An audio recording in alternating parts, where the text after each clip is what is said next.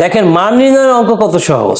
x plus 1/x সমান 3 হলে x plus 1/x সমান 3 হলে x স্কয়ার প্লাস 1/x স্কয়ারের মান কত, x কিউব প্লাস 1/x কিউবের মান কত, x to the power 4 plus 1/x to the power 4 এর মান কত। তো এই ধরনের অঙ্কগুলো আপনি অনায়াসে খুবই সহজে আপনি এই অঙ্কগুলো করে ফেলতে পারবেন। তো দেখেন সেটা কিভাবে সম্ভব, যে মাত্র 2 সেকেন্ডের মধ্যে এই ধরনের অঙ্ক আপনি কিভাবে অ্যান্সার করতে পারবেন সেটা নিয়ে আজকে আলোচনা করব। তো অবশ্যই ভিডিওটি শুরু থেকে শেষ পর্যন্ত কন্টিনিউ করেন। যারা আমার চ্যানেলটা এখনো সাবস্ক্রাইব করেননি তারা দ্রুত সাবস্ক্রাইব করে দিবেন। ওকে,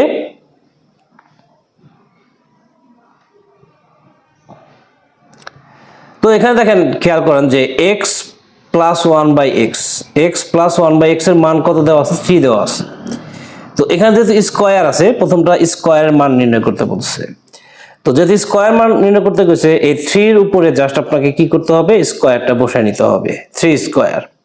এখন দেখেন মান যে দেওয়া আছে x প্লাস 1/x সমান 3, এর মান দেওয়া আছে x প্লাস 1/x এর মান দেওয়া আছে 3, এবং মানটা কার মান বের করতে গেছে, x square plus 1/x square. এখন দেখেন এই উভয় পাশে কি আছে, প্লাস আছে। উভয় পাশে যদি প্লাস থাকে তো অবশ্যই আপনি মাইনাস দিবেন, আর যদি এক পাশে প্লাস এক পাশে মাইনাস থাকে সেক্ষেত্রে আপনি প্লাস দিবেন। এরপরে এখানে আপনি জাস্ট 2 বসাবেন। 2 কেন, কারণ এই অঙ্কটা সূত্রটা কোন সূত্রে পড়ে, স্কয়ারের সূত্রে পড়ে। স্কয়ার অঙ্ক হওয়ার কারণে এখানে আপনাকে 2 বসাইতে হবে। আর যদি এখানে ঘন হইতো, হ্যাঁ মানে কিউব থাকতো, তাহলে সেক্ষেত্রে আপনাকে 3 বসাইতে হইতো। তো দেখেন 3 স্কয়ার থেকে -2, এটা যদি আপনি ক্যালকুলেশন করেন তাহলে এখানে মানটা বের হবে 7। ওকে ওকে, এইবার জাস্ট আমরা এখন কি করব, এই যে মানটা দেওয়া আছে আমরা এখন কিউকের যে মান সেটা বের করব।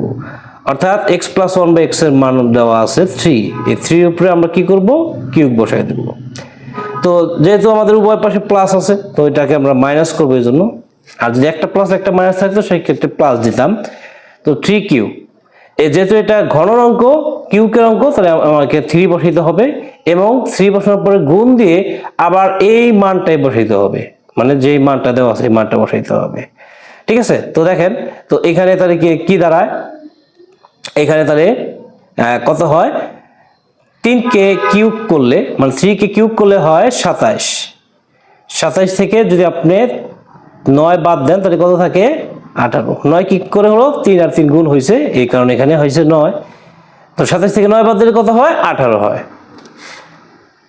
তো দেখেন এরকম ইন্টারেস্টিং ভাবে, ঠিক আছে, ইন্টারেস্টিং ভাবে আপনি সহজে এই সমস্ত অঙ্ক পরীক্ষার সময় খুবই অল্প সময় কয়েক সেকেন্ডের মাধ্যমে করে ফেলতে পারেন। এবার আমরা পরবর্তী অঙ্কটা দেখব। পরবর্তী যে অঙ্কটা আছে সেটা আমরা দেখব, সেটা হচ্ছে একই মান ধরে x to the power 4 plus 1/x to the power 4 এর মান বের করতে হবে। ঠিক আছে, এবার আমরা এটা বের করব। তো এটা বের করার জন্য আমাদের যে জিনিসটা করতে হবে সেটা হচ্ছে ঠিক একই পন্থা অবলম্বন করতে হবে। তো এখানে মান কত দেওয়া ছিল, x প্লাস 1/x এর মান দেওয়া ছিল 3। তো এখানে আমরা স্কয়ার বসাবো।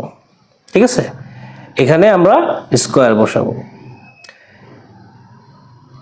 তারপরে এখানে আমরা কি দেব, ওই যেহেতু উভয় পাশে প্লাস আমরা এখানে -2, এইটাকে আমরা স্কয়ার করে আবার -2 করে দিব।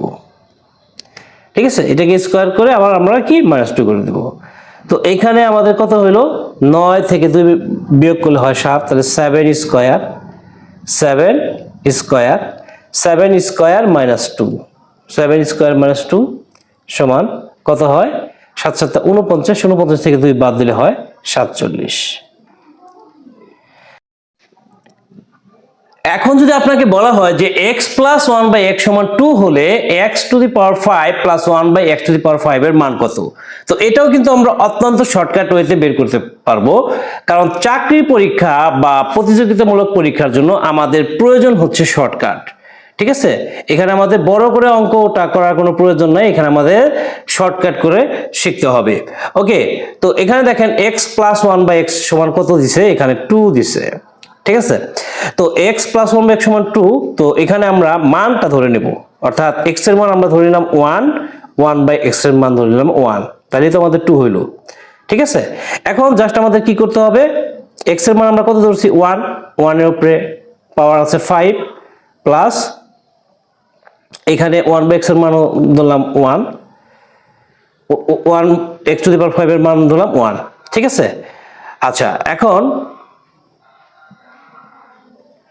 এই যে 1 এর উপরে যদি পাওয়ার থাকে, 1 এর উপরে যতই পাওয়ার থাকুক তার মানের কোনো পরিবর্তন হয় না, তাহলে এটা হয় 1 + 1।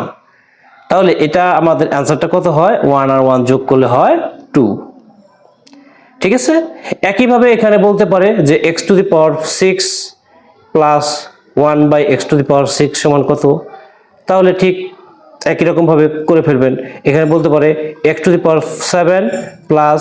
1/x⁷, ঠিক আছে। ঠিক একই রকম পদ্ধতি অবলম্বন করে ফেলা যাবে, ঠিক আছে। তো এই পদ্ধতি অবলম্বন করে আপনি সহজে মান নির্ণয়ের এই ধরনের অঙ্কগুলো অনায়াসে শর্টকাট ওয়েতে করে ফেলতে পারেন।